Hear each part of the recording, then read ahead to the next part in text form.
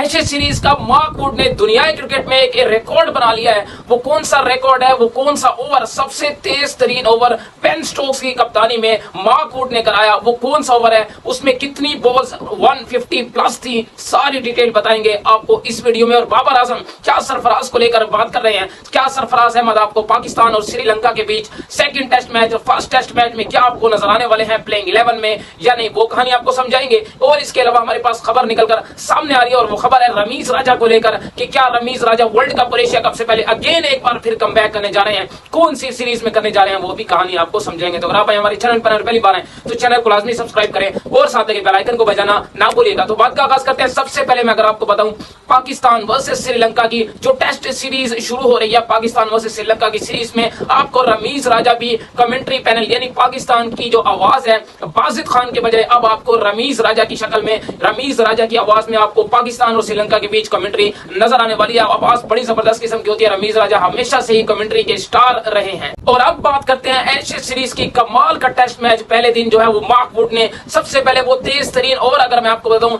जो ओवर शुरू हुआ जिसकी पहली गेंद 146.52 किलोमीटर पर आवर घंटे की स्पीड के साथ ये बॉल थी। इसके अलावा दूसरी बॉल की बात करूं तो वो 150 प्लस थी, यानी 150 की स्पीड से बॉल थी।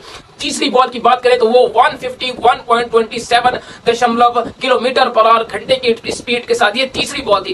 चौथी की बात करूं तो अगेन 149.27। पांचवी की बात करें तो वो भी कमाल की थी, 146 की स्पीड थी।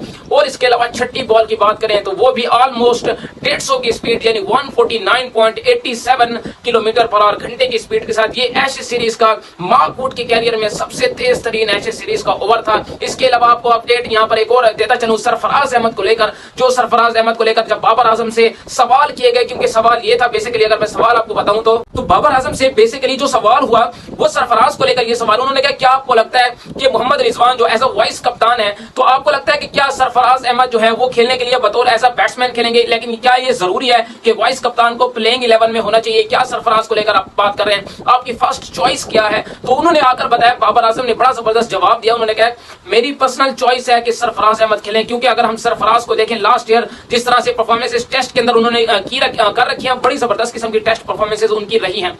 जरूरी नहीं है, वो कहते हैं कि वाइस कप्तान को प्लेइंग 11 में होना चाहिए। हाँ, हम प्लेइंग 11 वहां की कंडीशन को देखकर, वहां के माहौल को देखकर, सिचुएशन को देखकर बनाएंगे, अभी ये कहना जरूरी नहीं है। लेकिन ये कह दूं यहाँ पर, ये बाबर आजम का कहना था कि सरफराज अहमद मेरी पहली चॉइस होंगे एज अ टेस्ट प्लेइंग 11 में, एज अ बतौर विकेट कीपर पाकिस्तान के लिए वो खेलें।